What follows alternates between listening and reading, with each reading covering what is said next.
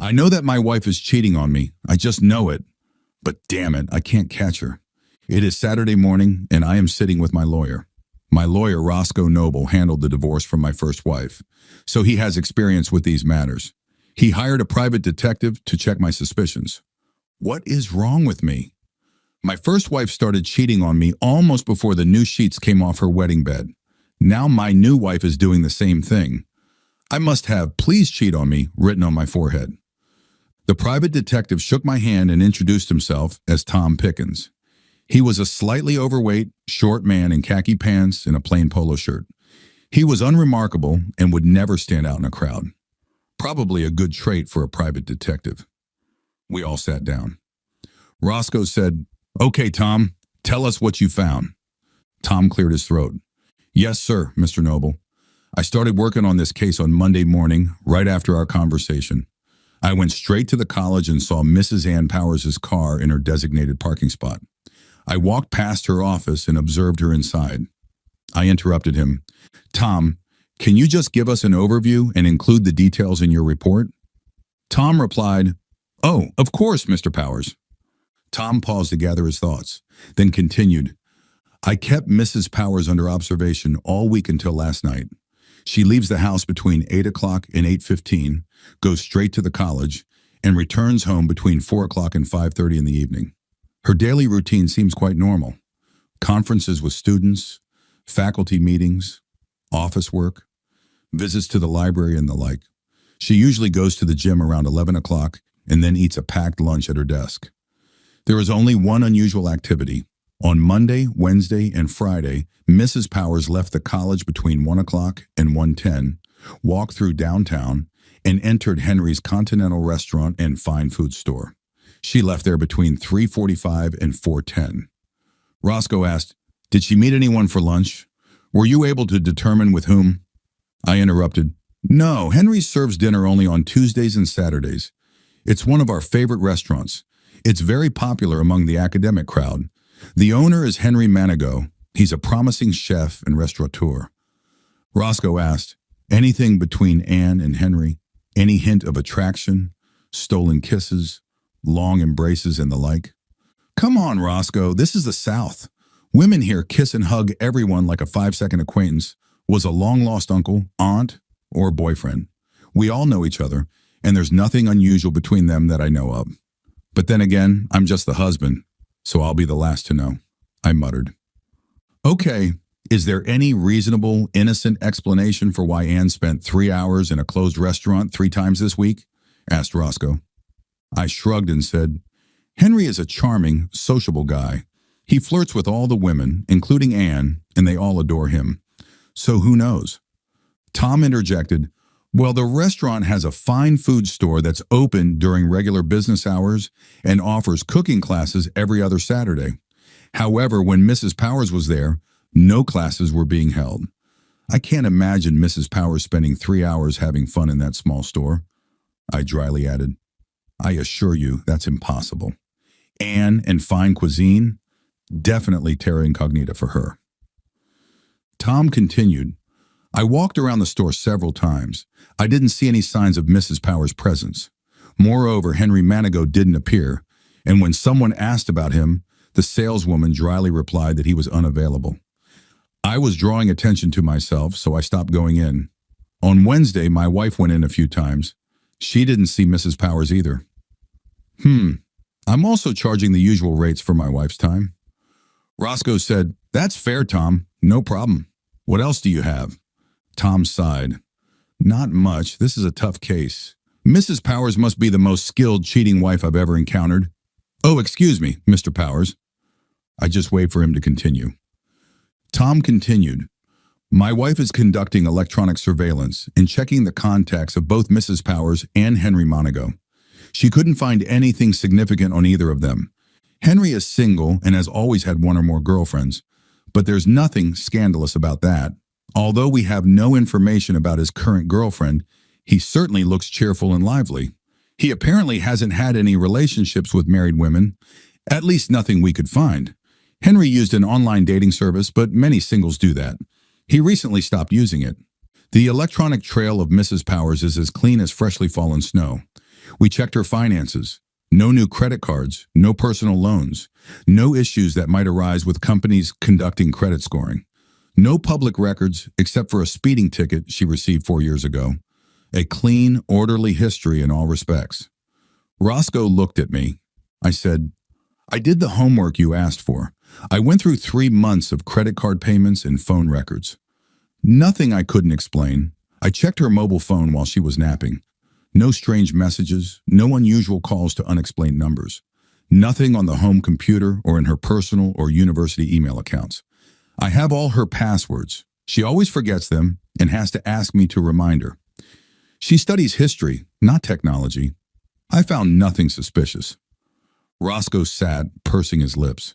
Finally, he said to me, Jim, I want to say that maybe you're just paranoid. It's understandable after your experience with your first gold-digging wife. I really like Anne.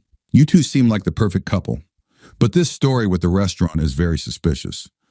I think things are not always what they seem, I sighed. This makes no sense. Who would have sex for several hours in a closed restaurant? Renting a hotel room is so much more convenient. Or going to his place, he's single. This whole restaurant story just sounds doubtful. Roscoe suddenly started rifling through a folder filled with papers that looked like an accordion. After a minute, he said, Aha, maybe I have something. Tom told me about Henry's restaurant visits on Wednesday evenings. I asked a paralegal to check everything they could find in the courthouse and city archives on Henry. Here's Henry's application for a building permit from 5 years ago, which includes plans for converting the old Johnson department store into his current restaurant. Roscoe flipped through 2 sheets of floor plans so Tom and I could see them. He continued, Here's the first floor. Culinary store, restaurant and bar, restrooms, kitchen area, and storage. The second floor has a large classroom, restrooms, storage, and here in the back, there's an area marked as a studio apartment with its own bathroom and shower. We silently looked at the plans, which showed a 1-room apartment. I said, well, chefs are known to work long hours. It might make sense to have a place to sleep at the restaurant, but it's also certainly a convenient love nest. Roscoe nodded. It certainly is. After a pause, he continued, Jim, I'm afraid Anne is deceiving you and entertaining Henry between the sheets. There's no point in sugarcoating it. Tom, continue the surveillance. Jim, keep your eyes and ears open on the home front. Anne is sharp and hides her tracks better than most.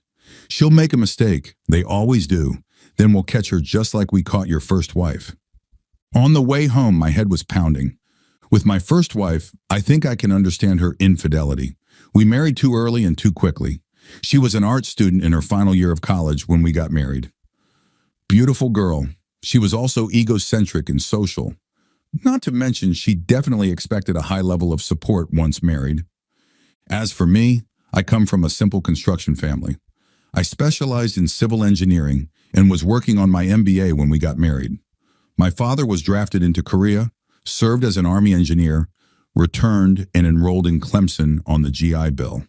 Then he scraped together enough money to buy a concrete plant and made a modest fortune during the post-war boom.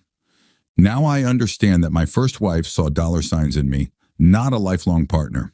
She got more in the divorce than she could have ever earned with her Bachelor of Arts degree. My dad had a stroke a few years ago, and I ended up taking over the concrete company. I brought modern engineering and business practices to an already successful company.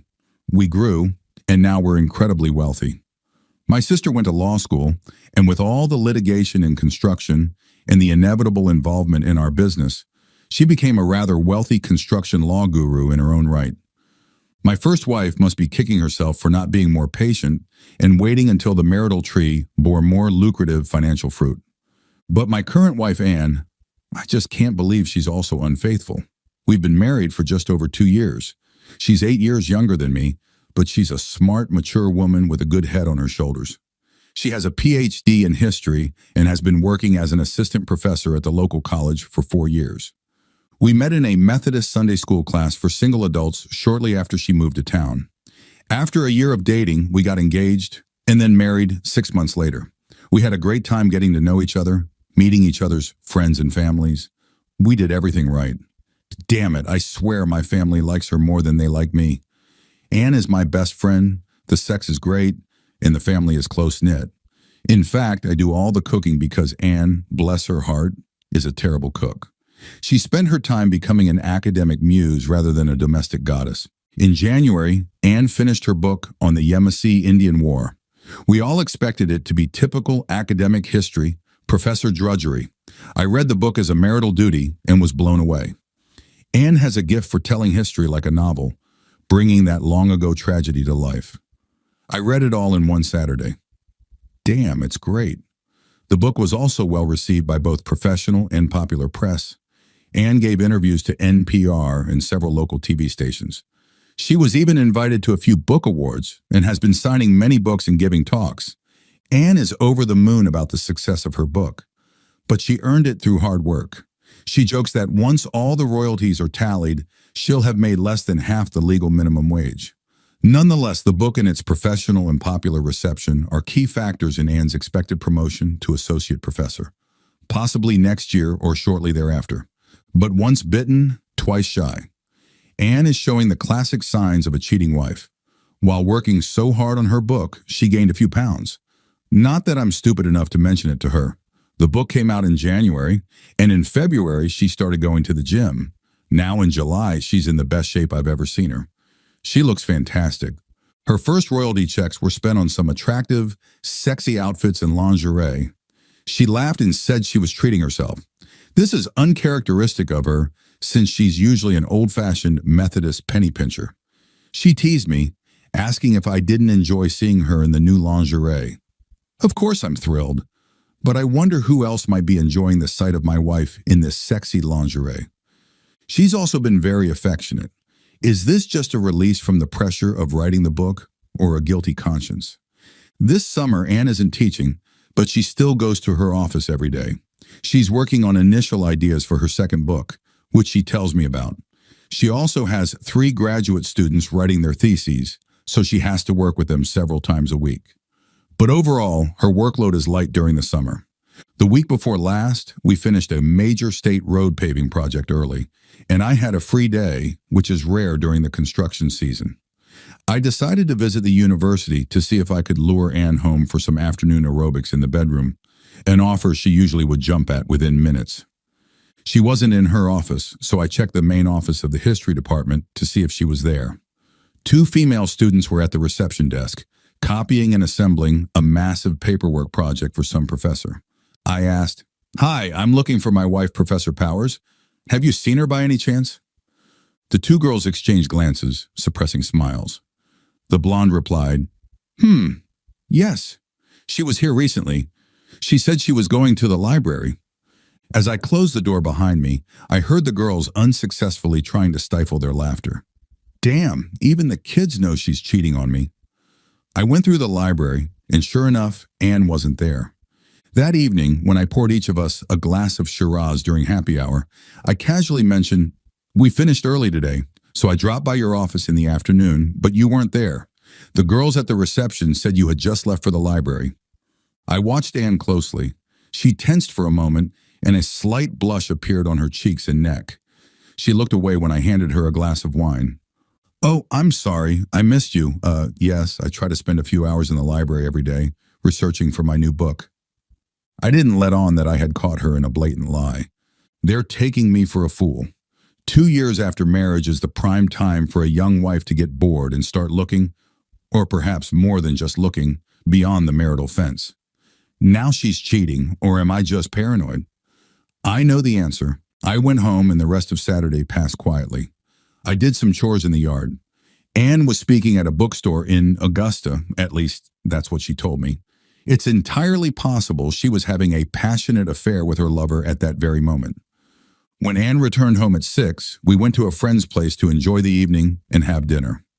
Everything seems perfect, but my stomach churns every time I look at my cheating wife. We got up on Sunday morning and went to the early church service. We skipped Sunday school, and I made an omelet for a late breakfast. We enjoyed it while we read the newspaper together. Anne dropped her unexpected announcement on me as we finished our coffee. She gave me a mischievous smile, which used to always signal some crazy, fun idea, usually sexual. Now I just wonder with whom. Honey, I want the house to myself from 1 o'clock to 6 o'clock today. Why don't you go play golf? You haven't had the chance to do that in a while, and I want you home exactly at 6 o'clock. I have a surprise for you. I stammered in complete confusion. What? Anne, why? She just laughed cheerfully. Well, silly, if I told you, it wouldn't be a surprise, would it? Now grab your clubs and golf shoes and go have some well-deserved fun. I wasn't in the mood to argue, so I grabbed my golf gear and headed out. On the way to the country club, I called Tom on his mobile and instructed the private detective to keep an eye on the house until I returned. I met up with 3 guys at the club, and we played a round of golf.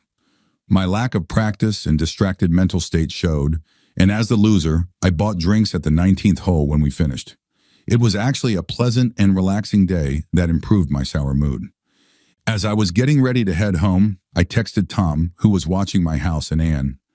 Anything? Tom's reply was immediate. Nothing. Quiet as a cemetery. Mrs. P came out once to the trash bin. That's it. What's going on? Did she notice our surveillance? Is she really such a brazen cheater that she sends me off to play golf while she brings her lover right under our noses? Our house backs up to a wooded area, and her lover could easily have slipped in unnoticed by Tom.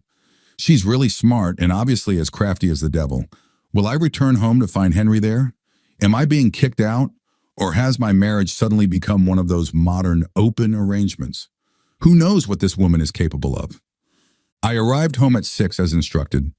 I opened the front door and Anne greeted me, handing me a scotch, saying, "Right on time. Good. I saw you pull up. Here's your drink. Come in and sit at the table. I have a surprise for you." Anne was excited and running on high energy. I had no idea what she was planning, and it all puzzled me. It felt just like the old days when we had just gotten married. "But I made this," exclaimed Anne, playfully pouting. "Henry Manigault has been giving me cooking lessons this summer." "What?" was my stunned response. As Anne quickly served the food, she chatted cheerfully. Henry's niece, Jean, was working on her master's thesis with us, and her advisor suddenly had to take a leave for chemotherapy. At the last minute, I took over and helped her with her thesis. Anne paused for a moment. She's a really sweet girl. Anyway, we had to scramble, but we got it done and navigated through the system. She graduated right on schedule in May last year. Henry approached me at the graduation to thank me for helping his niece. He said he overheard you all teasing me at the restaurant about my lack of cooking skills. He offered to give me cooking lessons as a thank you for helping Jean. Anne shrugged and continued chatting. In the summer, I have some free time, so I've been going to his restaurant for cooking lessons a few times a week. At first, it was a bit intimidating, but it's actually a lot of fun. This dinner is my debut in the culinary world. I need to call Henry later and tell him how it went. If you like it, he's willing to continue the lessons and plans to significantly expand my knowledge of haute French cuisine. How about that? I actually have the wife I always hoped for. Now she can cook too. Thank you for listening until the end.